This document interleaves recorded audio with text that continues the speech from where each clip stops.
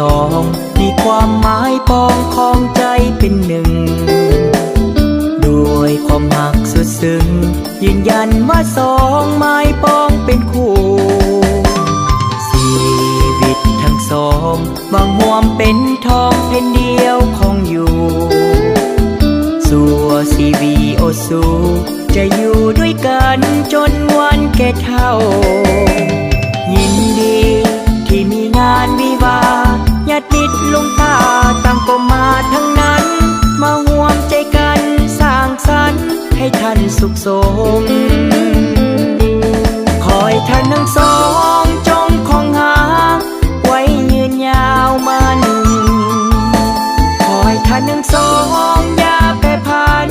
จนวันแก่เฒ่าลงไปเงินทองเกียรติศักดิ์ศรีหรือไกลเมื่อนึกสิ่งใดให้สมปรารถนาพังพลาดผิดมาอภัยให้กัน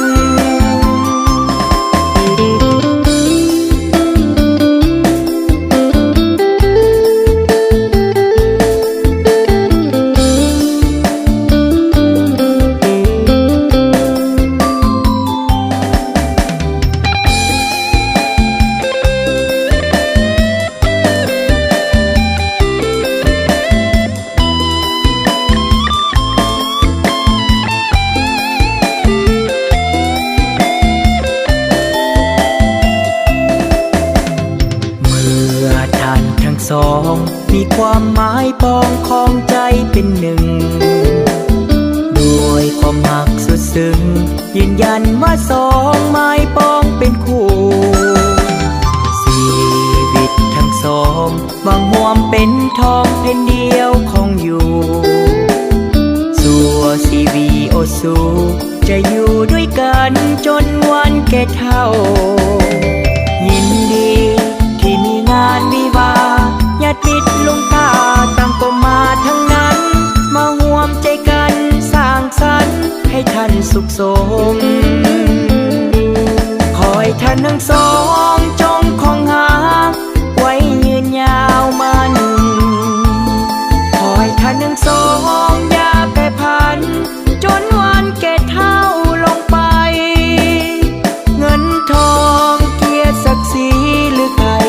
เมื่อนึกสิ่งใดให้สมปรารถนาพังพลาดผิดมาอภัยให้กัน